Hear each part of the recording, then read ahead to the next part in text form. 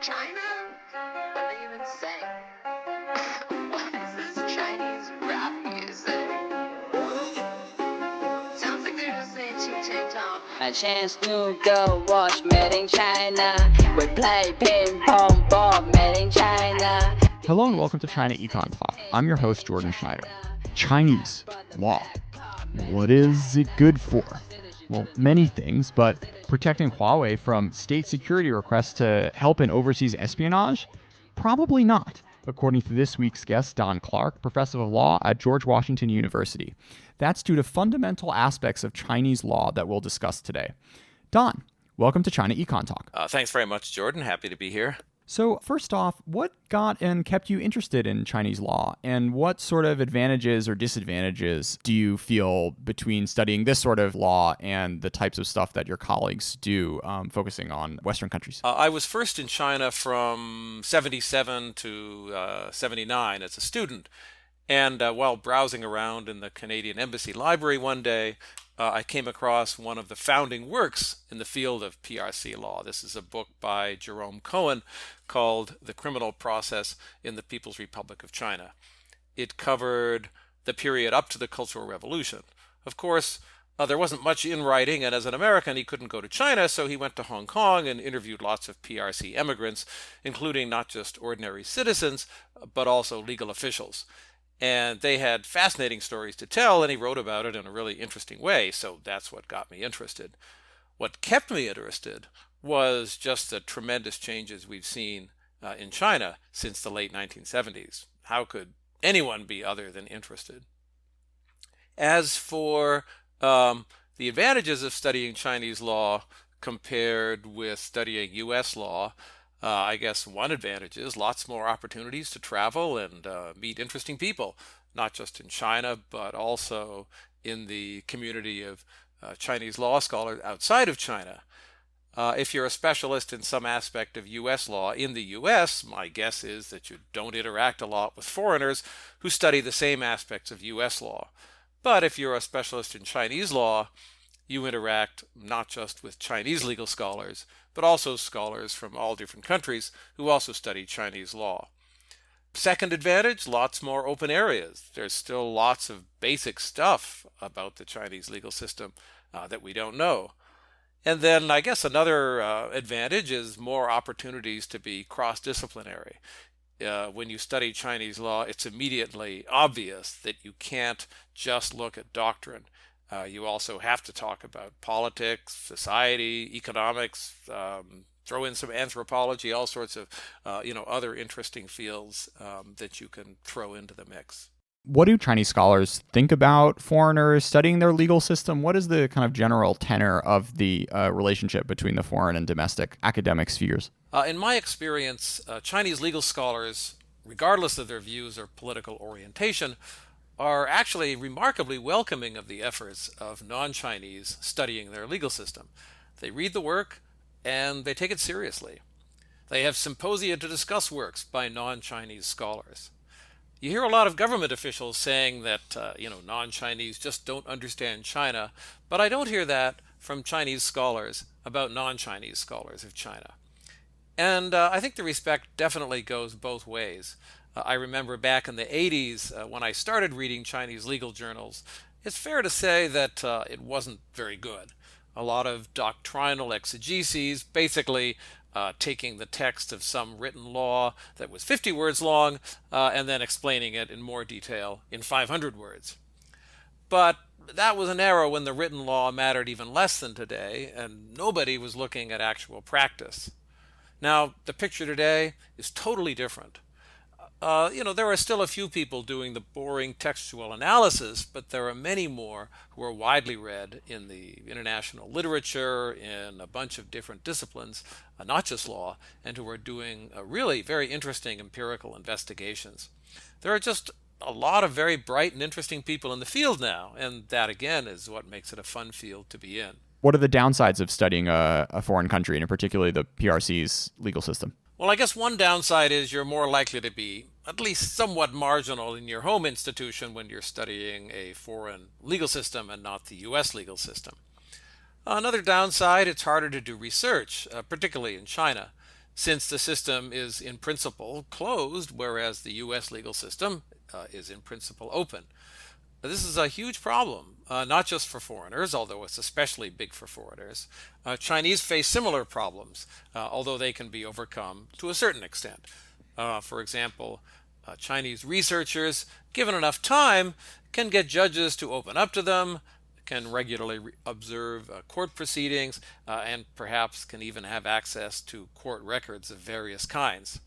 Now, this is impossible for non-Chinese scholars.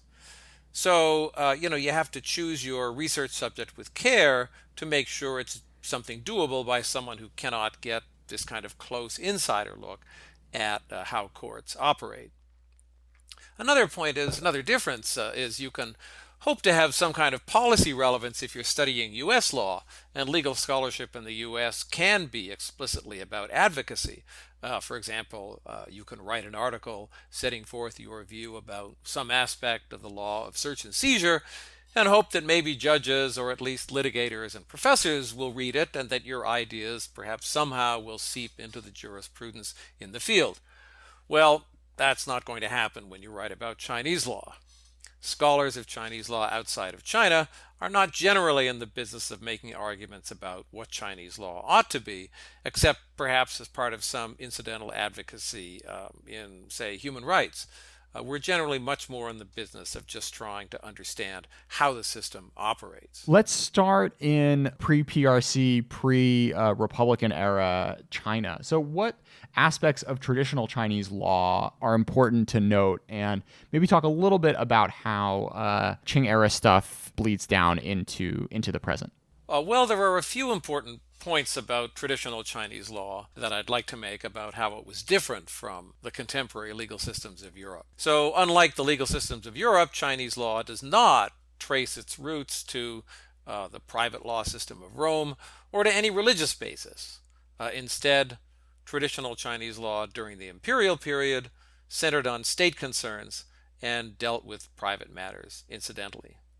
So consider your typical medieval European monarch. These monarchs held themselves out as providers of justice, and they sought legitimacy on those grounds. They set up courts to encourage people to use their courts and not use the courts of the feudal lords. But in China, doing justice as such, I would say, was simply not part of a traditional Chinese ruler's job description. Keeping order was his job. So far from encouraging subjects to bring their disputes to state officials for resolution according to law, imperial officials from the emperor on down would encourage subjects to settle things amongst themselves and not disturb their betters. The second thing is that although imperial China, which of course had a very advanced bureaucracy, produced a great deal of documents of a kind of rule-like character, it had very few officials with the specialized function of interpreting and applying those rules. And their role was limited to the review of cases where a non-state actor was involved as a defendant. So basically we're talking criminal-type cases. There wasn't any institution that could apply law against the state. And below the level of the province, there were actually no legally specialized officials in legally specialized institutions. That is to say, nothing you could call a judge or a court. There was a local official in charge of a county whose title is traditionally translated as district magistrate, but I think that's very misleading, and so I prefer to call him the district superintendent. His responsibilities covered all aspects of government within his jurisdiction: tax collecting, bandit suppression, maintenance of post horses, things like that, and also, incidentally, cases of violations of the law. He had an office called the Yamen, that's sometimes translated as court, but again, that's misleading. Hearing disputes was just part of his overall job as an administrator. And, what's the relevance to the present, you asked? Well, a lot of these ideas can be seen even now. I won't go into detail, but in particular, I guess I would point to the relatively subordinate role of law. Again, it's viewed as part of overall government administration, and things we might think of as legal institutions, that is courts and judges, their job is really to function as administrators and as part of the overall task of administration. There is absolutely no acceptance of the idea of limited government or government under law, as we might say. The law is for the ruled, it's not for the rulers. You write that law has no connection with religion. There is no special differentiated institution or court before which disputing parties advance legal claims, and the legal system functions to serve state interests, not to protect individual rights or to resolve disputes among individuals, although it sometimes can be used to serve that purpose. Right. And so I think the point about not having a special differentiated institution is important. So, in other words, if you are an official whose name is conventionally translated as the district magistrate, but I prefer something like district superintendent because magistrate carries all these legal connotations. So let's suppose you're the district superintendent in the Qing dynasty, and you're in charge of like about 100,000 people or something like that. You have many tasks, bandit suppression, tax collection, maintaining the horses and the post system. And among other things, settling disputes and solving crimes. And so that's just one of your many tasks, and you don't really differentiate those tasks.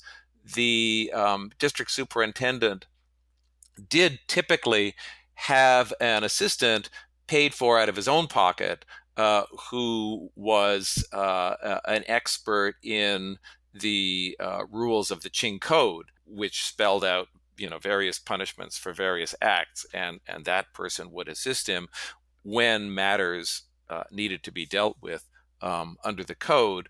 But again, that was it's important to understand that he does not think of himself as acting in some special way and using a special set of techniques of reasoning. It was just one of the many administrative tasks that the district superintendent had to undertake. Sure. So let's fast forward then to 1912, and we have Republican China. So what new stuff gets thrown into the mix at this point in time? Well, at this point, I guess what we get in Republican China is a few things. First of all, we now do get these special differentiated institutions that can handle matters that are specifically designated as legal. So we do get this kind of separation out from the ordinary business of government of this special set of tasks that are called legal and that require the attention of people who have specific legal training. Another very important element we get in Republican China, of course, is the ideology of popular sovereignty. That legitimacy comes from the people. This is, of course, not the case in traditional China. The emperor doesn't get legitimacy because he's elected. It doesn't get legitimacy because the people support him. He gets legitimacy from the mandate of heaven. Now, of course, this idea of popular sovereignty was somewhat diluted in that the ruling party, the Kuomintang, sometimes translated KMT, like the Communist Party after it, sees itself saw itself as the vanguard of the people. So the people didn't necessarily get a direct choice, but nevertheless, that ideology is important. And then finally, another kind of new thing we get is this notion of rights. Although it's important to remember that rights here were largely conceived of as good because of what they would do to strengthen the state. In other words, even in the late Qing, when Chinese thinkers were, casting around for solutions to China's problems, why is China able to be bullied around by this tiny little island country, called England? And so they would say, well, what is it that makes the Europeans powerful? And one of the things they came up with was, it's this institution of rights and constitutional government. And so, Chinese thinkers in this particular, moment in Chinese history when China was, weak and under attack from European powers, of course, one of their main concerns was, how do we make China strong?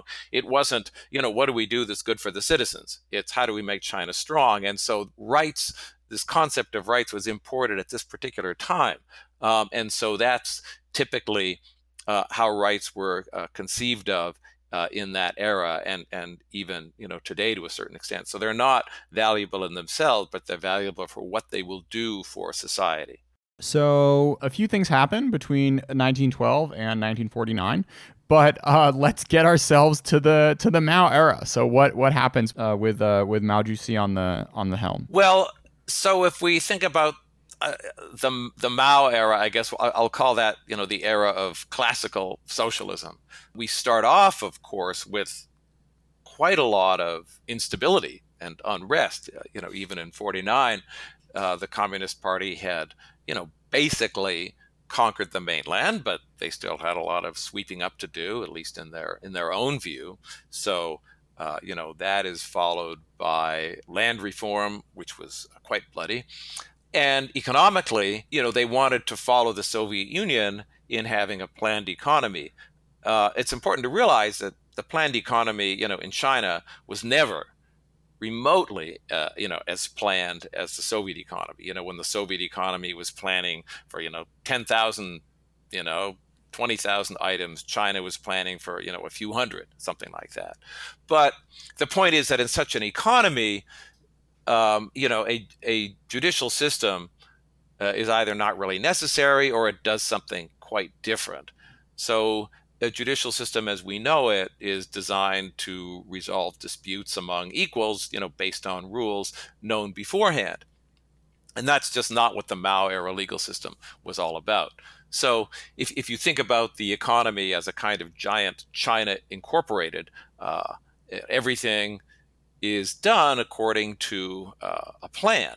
If you look at General Motors, for example, and the processes governing how resources move around inside General Motors, how are disagreements between employees or between employees and supervisors resolved?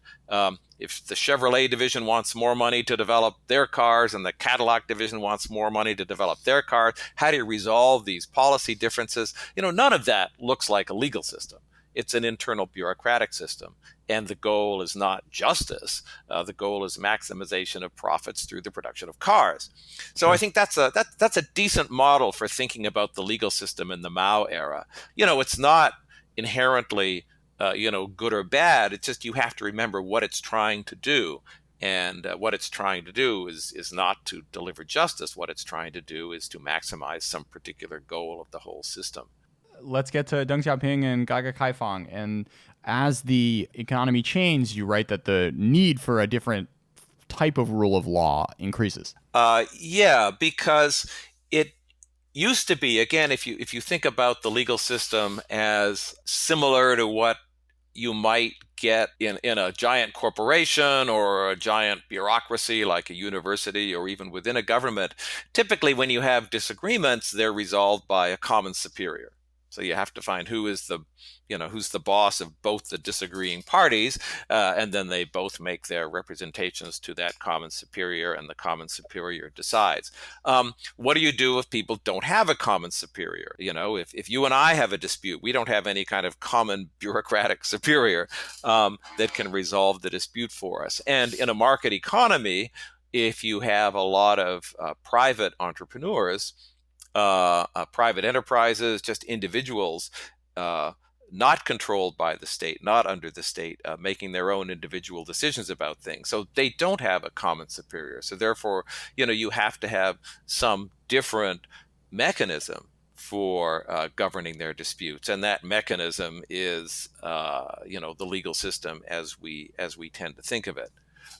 So, given the nature of economic reform, the growing importance of the market, where people are supposed to be making individual decisions about what they want to buy and what they want to sell and at what price, the growing prominence of actors in that market who are not subject to a common superior, then you needed to have a fundamentally different system.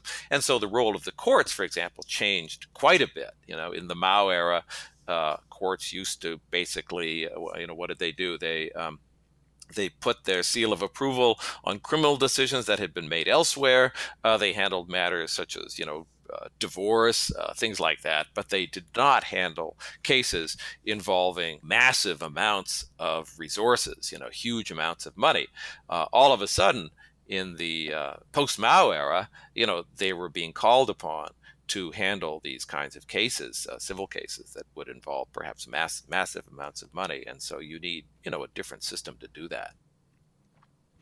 So looking back, I mean, it's pretty unbelievable just how much progress has been made in this regard. Yeah.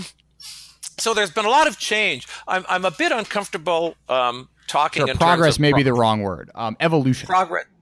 Progress, right. So let me explain here, because I don't. My feeling is not you can't talk about it, but I think one needs to separate out the time when you can talk about it and when you can't. So, I've used those terms myself. It's very difficult to avoid using those terms. But, talking about progress and regress does imply that there's some kind of a line along which all legal systems develop. And the kind of system we like is at one end, and then what we don't like is at the other end. And so what I see often in the Chinese law world, or the world of Chinese law scholarship, or people looking at Chinese law, is this kind of constant looking for hopeful signs, that something we like is developing. And I think that can really distort our understanding, because, we interpret everything through this lens of whether it might be the seed of something that could grow into something we like. So, village elections, wow, sprouts of democracy, or activist lawyers, well, this is the nascent independent bar.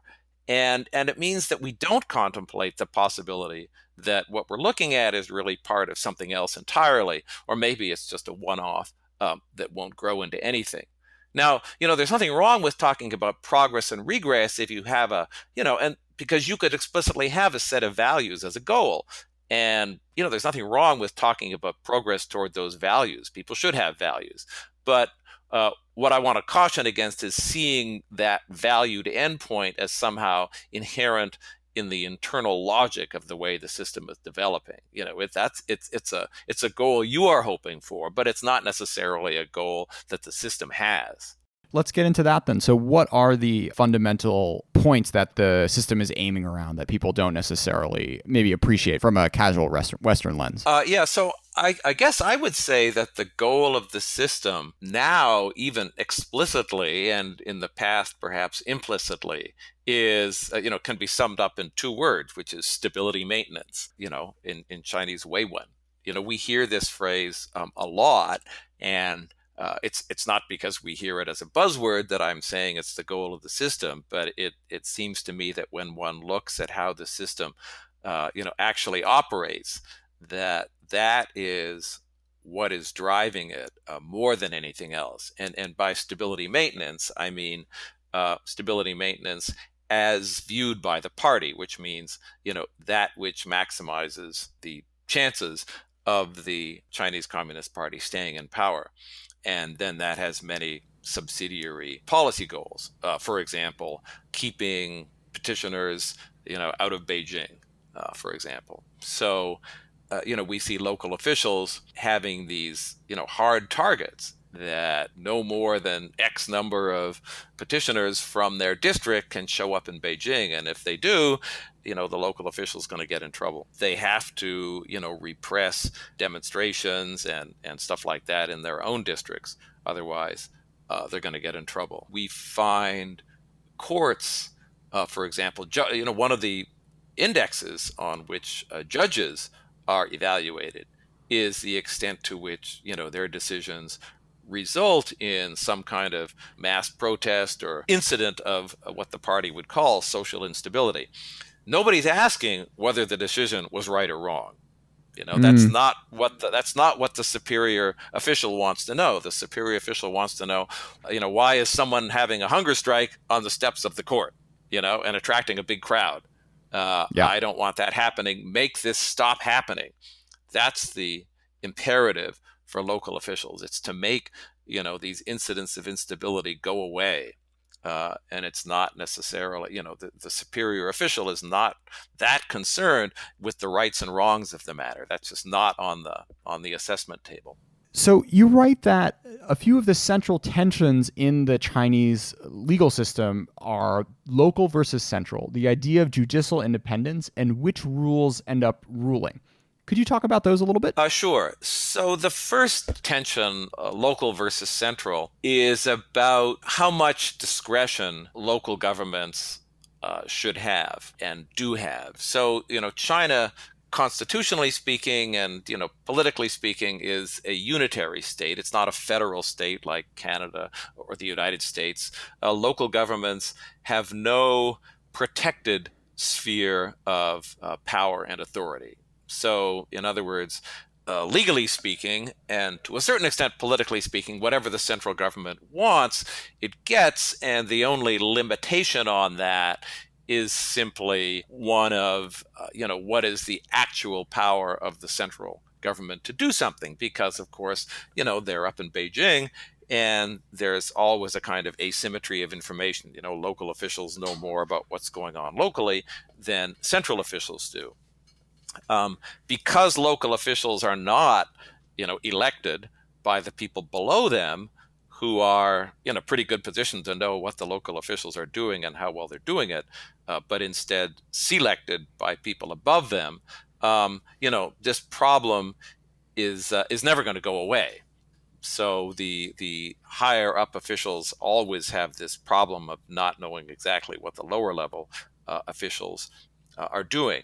So although they have the theoretical power, and when they really devote resources and attention to it, the actual power to sort of to make any particular thing happen at the local level, as a general matter, they have to delegate a lot to local governments. And so that is a constant source of tension in the system, that the central government wants to get certain things done, but it has to leave, a certain amount of authority as a practical matter to local governments. On the other hand, sometimes it works to the center's advantage because they can avoid the blame for certain policies. If only Mao knew what right. was going on in the provinces, right?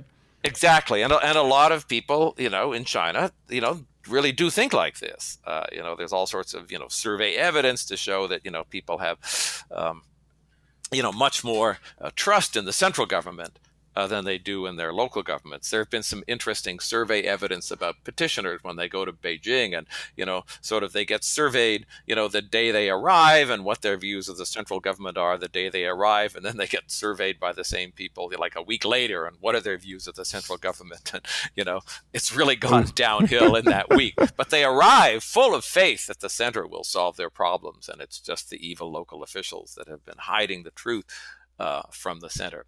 So that's one tension there. I've always found it interesting how that's just like that's a legacy that you see in like Songdai and Mingdai. I mean, it's an interesting tradition that's carried on until the 21st century. Well, and not just in China. I mean, it was famous in Russia that the peasants and perhaps the workers would think that if only Stalin knew, what was being done. So I think it's probably inherent in any kind of centralized dictatorship. So moving on to judicial independence, right? So the issue there is how do you? This is not an issue unique to China, right? But the issue there is how do you get the kind of optimum mix of independence on the one hand and accountability on the other, because of course total independence means total non-accountability. And in the United States, for example, we go to one extreme.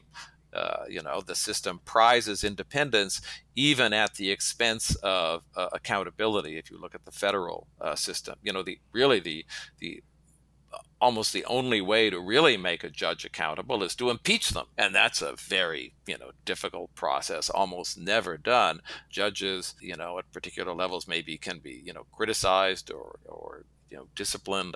I don't know even how the system works, but tweeted out. There's not much that we do to make federal judges accountable. We just hope that, having gone through the confirmation process, that, we'll have the right people. But, not every country would choose that extreme. And, China doesn't choose that extreme. So just even as a theoretical matter, there's not an obvious answer to how to make, how to have this optimum mix of accountability and independence. And then part of the question is, well, independence from whom? And that is a big issue in China, because clearly there's no intention on anybody's part in China, at least not on the part of anybody who counts, to have judges independent from, whatever the Communist Party leadership might think. But there's a real issue as to the degree to which they should be independent from local governments. And the problem there is that judges at any given administrative level are appointed through a process which is essentially controlled by the party organization at that same administrative level. So a county judge would be appointed through a process controlled by the party organization at the county level.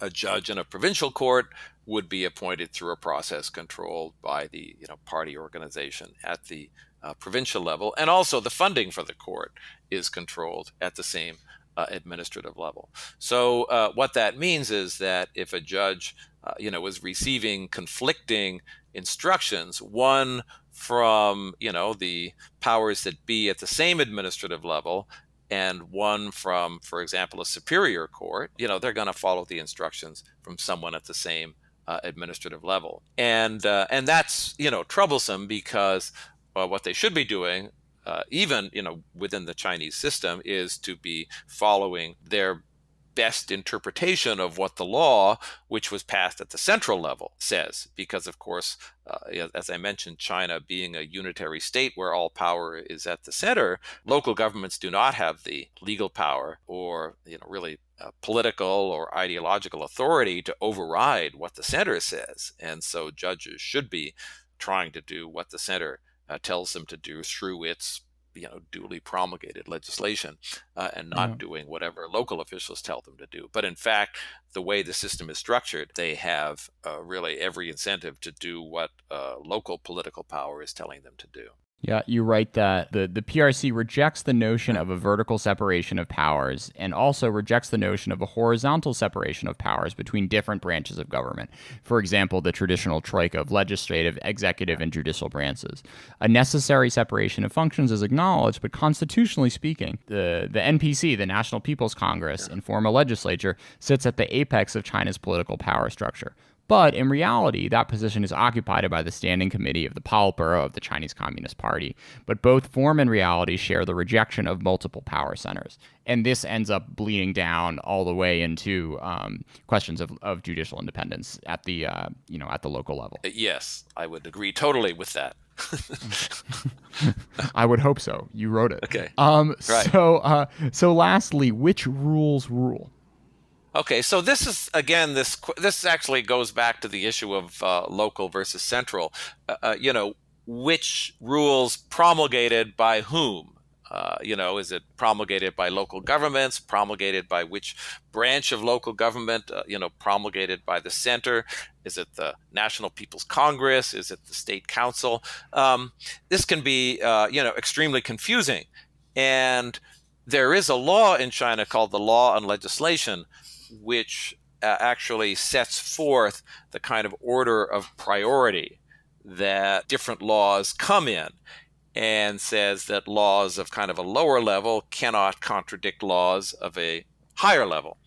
But then the question is, if you're a judge faced with contradictory laws, what do you actually do, especially given that it's the lower level law is more likely to be the one issued by the level of government that is in charge of you. And there was a very interesting case on this several years ago called the seed law case, and this involved a case where it had to be decided on the basis of one of two contradictory laws, and one of the laws was passed by the provincial People's Congress, and one was passed by the National People's Congress. And the judge, in her decision, said that she would apply the law of the National People's Congress because the law of the local People's Congress contradicted it, and she said, therefore, it was automatically, for that reason, invalid.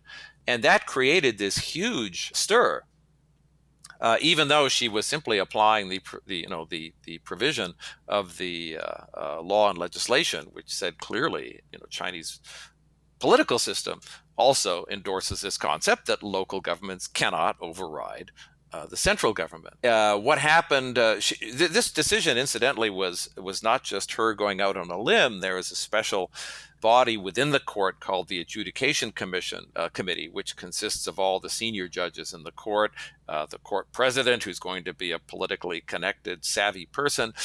They all approved of this decision, but nevertheless, it caused this huge fuss. The judge was disciplined.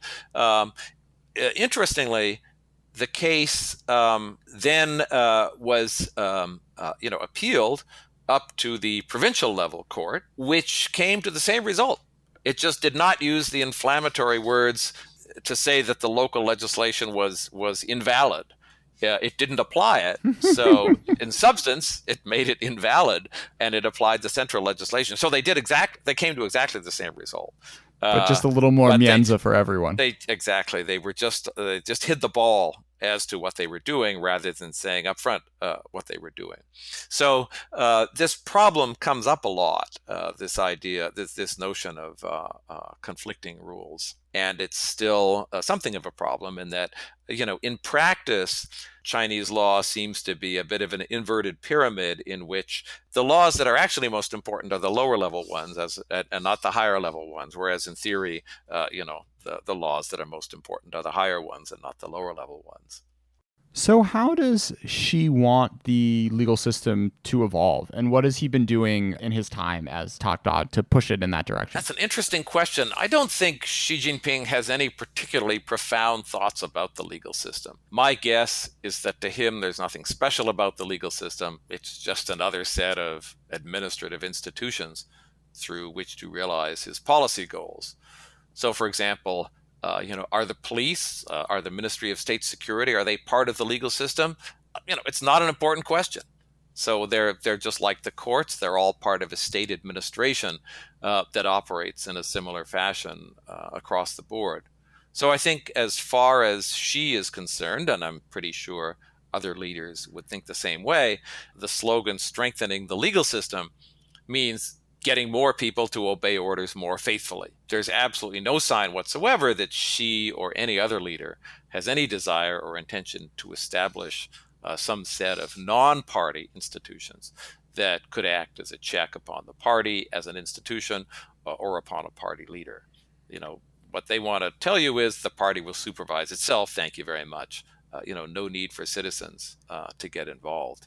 So coming back to the topic I promised 40 minutes ago, Huawei and the legal system. So the central claim or the line that Huawei was putting out, I guess, back a month ago was basically saying that they have the wherewithal under Chinese law to say no to requests by the government to help with overseas espionage. Why don't you take it from there and maybe connect what you wrote to some of the things we've been talking about with regards to fundamental aspects of what's going on legally in China? Okay, so there's two issues here. One is, what is the position under Chinese law? So if a Chinese government agent, walks into Huawei's offices and says you must cooperate. And let's not single out Huawei here, just any company operating in China, including a foreign-owned company. What is the position under Chinese law? So, that's an interesting question, but it's not the only question. And it's not even the most important question. The most important question is, what is the reality, regardless of what Chinese law says? So, in other words, does Chinese law matter in this case? So I guess let me talk about the position under Chinese law first. And then I'll talk about the reality, if that order makes sense. Sure. So many people have raised the issue of China's, national intelligence law, which basically says that, citizens and entities, have a duty to cooperate. And, what does this mean? And, Huawei last spring started circulating a legal opinion by a Chinese law firm called Zhongluan, which analyzed the position under Chinese law, the national intelligence law, and other statutes, and concluded that Huawei did not have an obligation. I read that opinion very closely and frankly was not impressed by its reasoning, particularly with respect to the national intelligence law. I think in some of the other laws, they were correct to say that those laws do not oblige Huawei or any other company to cooperate. But the arguments against the national intelligence law, I thought, were pretty weak. For example, the legal opinion circulated by Huawei stated that the national intelligence law protects the lawful rights and interests of Chinese companies, and that Huawei had a lawful right and interest in doing business overseas, and that if it were forced to install backdoors or something in its equipment, that would compromise its lawful right and interest in doing business overseas, and therefore Huawei could say no. Now, I find that argument preposterous, frankly, that anything so vague as, and in Chinese law, one sees this all the time, lawful rights and interests, it really doesn't mean very much, that, such a vague provision could be elevated into this, great wall of resistance to Chinese government requests to cooperate.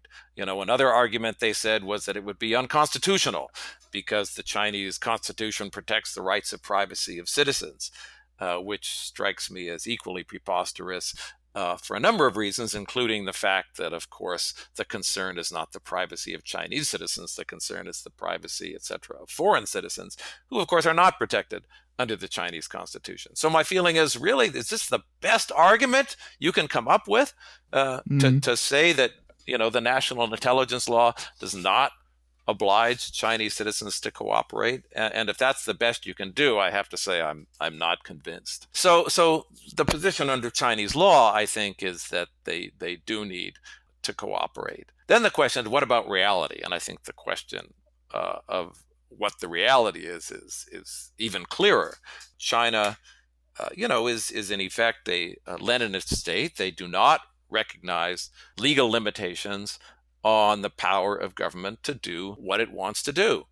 When the government agent comes into, the offices of a Chinese company, whether it's Huawei now or whether it's Yahoo China many years ago, in a famous case, and says, do this, you cannot say, well, the law says we don't have to, so we'd rather not, at which point the government agent says, okay, no problem, just asking, have a nice day. That's not how it works. When the government agent comes into your office and says you must do this, you have to do it. And it doesn't matter what Chinese law says, because the government is not meaningfully constrained by Chinese law. You write that the need to distinguish between the formal system and what actually happens is very important. Such a gap, of course, is present in some degree in all countries, but in many areas it is particularly broad in China. And I would imagine that international espionage is certainly one of those areas. Sure, national security related issues is one of those areas. So just take an example. The detentions in Xinjiang. So we have at least, it seems, 1 million, possibly well over that. So we're talking about at least 10% of the entire Uyghur population being detained in Xinjiang, utterly outside Chinese law. There is not any justification in Chinese law for these that anybody has offered. I have not found it. I have, asked Chinese legal experts. Nobody can come up with a explanation under Chinese law about how this can be done. It's always, well, it's necessary, but it's not, well, it's legal, So here we have, a giant set of exceptions to the government operating under law. That's just one example. We have, of course, many more, but I just offer that as an example. You wrote this paper, which ended up causing quite a stir a month ago. Maybe talk a little bit about the reaction and how it seeped into the press and the response. Okay, so the paper you're talking about, I assume, is the one on Huawei's alleged employee ownership. So this is a paper that I wrote together with Christopher Balding. Actually, it was Chris's inspiration to write the paper, and I came along a little later in the process, in which we argued, I guess I would say, in which we demonstrated that Huawei's employee ownership is not quite so straightforward as it seems, that what Huawei employees have at most is something called virtual shares. It's a kind of contractual right, but we see it as a kind of a profit sharing scheme. And, the actual owner of Huawei Technologies is another company called Huawei Investment and Holding Company. That owns Huawei Technologies 100%. Huawei Investment and Holding Company has two shareholders.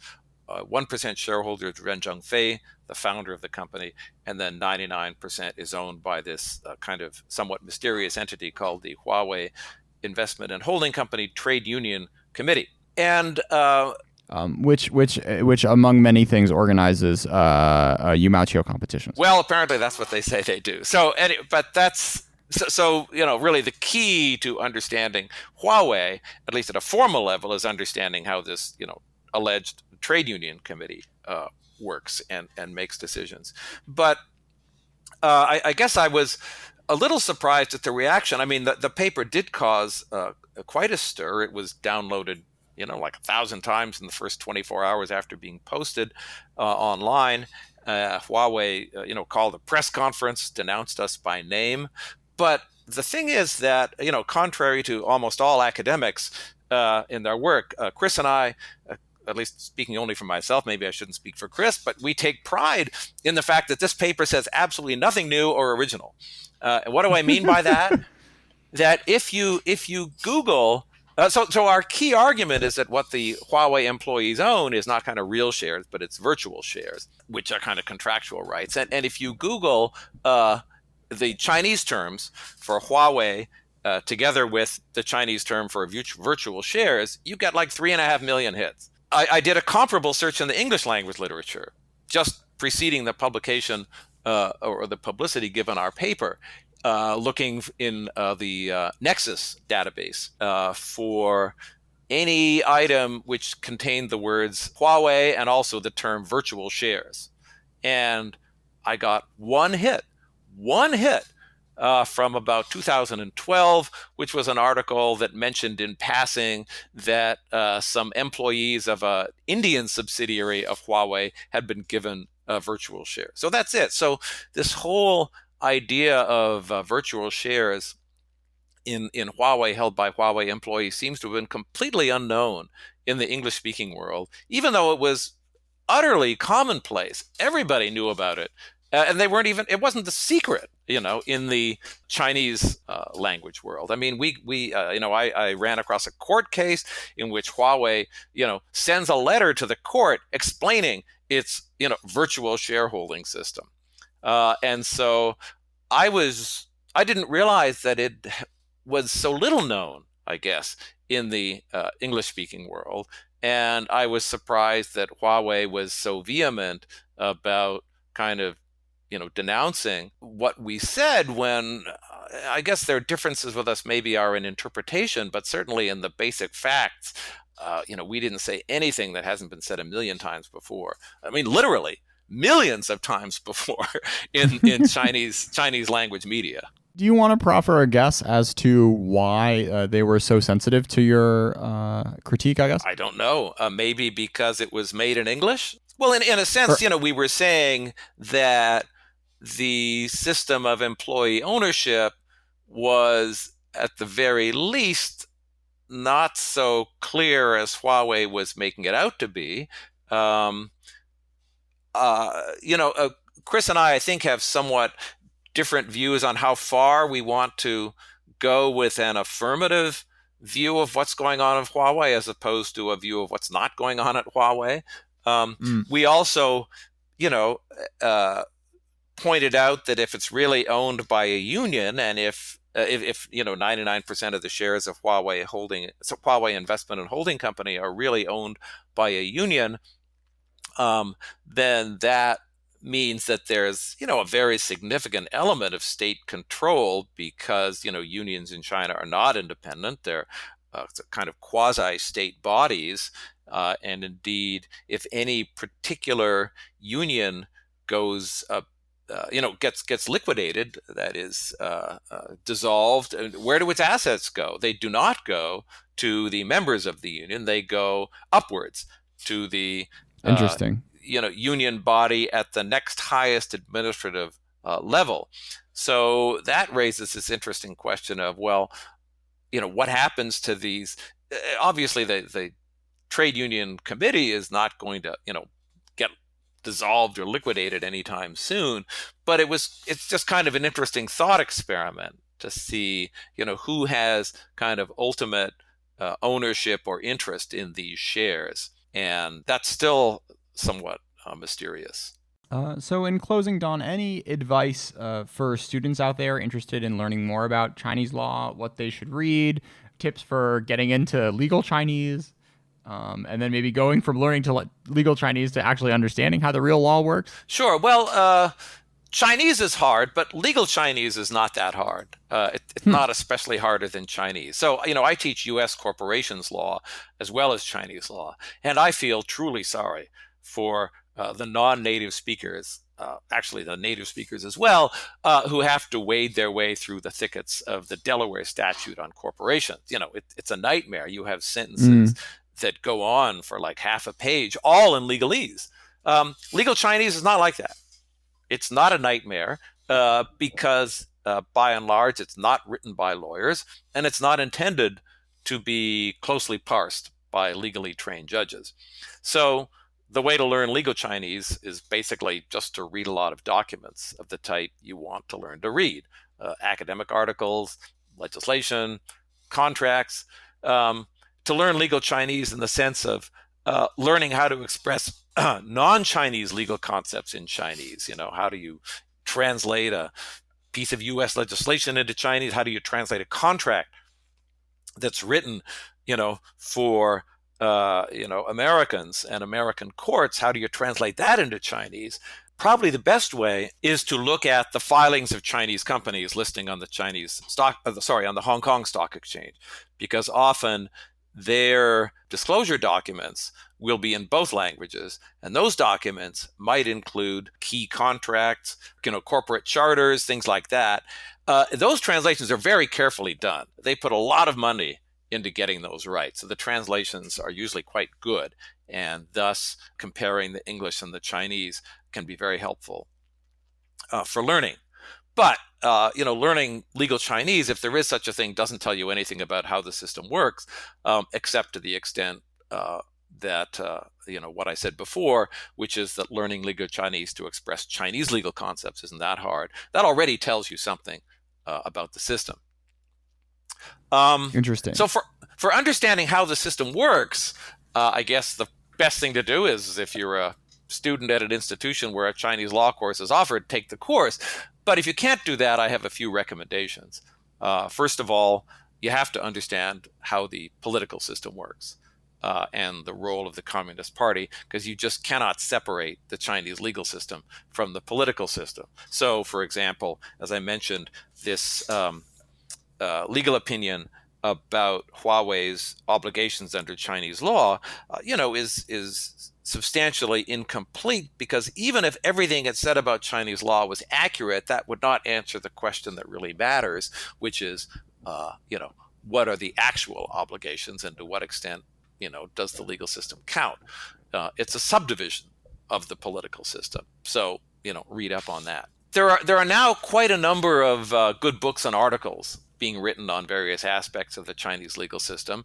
I would actually still recommend Jerome Cohen's book that I mentioned at the beginning of the podcast on the criminal process in the PRC, the one that I read so many years ago, even though it's quite old now. I looked at it again recently, and it's quite interesting to see how many continuities there actually are. If you're interested in, criminal law and criminal procedure, which is, a big part of the system, there's a more recent book in 2011. It's quite well done, based on a lot of field work and interviews, called Criminal Justice in China, and empirical inquiry. And on that subject, that's, I think, quite a well-done book. There's one recent book that I would single out as one that I think everyone with any interest in the Chinese legal system, and even just maybe the Chinese political system, must read, by Kwai-Hang Eng, Kwaihang, last name Ng, and his co-author Xin He, Xin, surname He, which is called Embedded Courts, Judicial Decision-Making in China. I just love this book. It's based on a lot of field work and interviews by the two authors over the last several years, and it's both theoretically sophisticated and full of, great anecdotes and quotes from their interviews. It gives you this great feel, I think, for how courts operate. Of course, courts are not the whole legal system. There's a lot more to it than that, but the courts are still pretty important. And so understanding how they operate is important. Finally, I would give a shout out to the China Law blog, which is about I just Googled the words China Law blog, which is about legal aspects of doing business in China from the standpoint of lawyers in a kind of a small boutique firm that deals with a lot of smaller clients and not one of the giant New York firms that deals only with big multinationals. I like their perspective because I think it gives you a much truer feel for what everyday law is like in China. Go back to episode 47 for Dan Harris's Rubber duckies and semiconductors. Right. Well, great. Because, the big multinationals, they don't get treated the same way as everyone else. I remember being astonished, several years ago, the CEO of Coca-Cola Company, I forget his name, said that China had a better environment for business than the United States. Okay, so maybe if you're a giant multinational, you go to China, you meet the top leaders, you can negotiate your own special deal. But, for a typical small company, you have to, if you want to move your main office from one district in Beijing to another district, you have to get special permission, jump through all kinds of hoops. That's just one example. But the point is, I think the small company, kind of small investor perspective gives you a much more realistic view of what's going on in China. And so I find that blog very interesting. Don Clarke, thanks for being a part of ChinaEconTalk. My pleasure.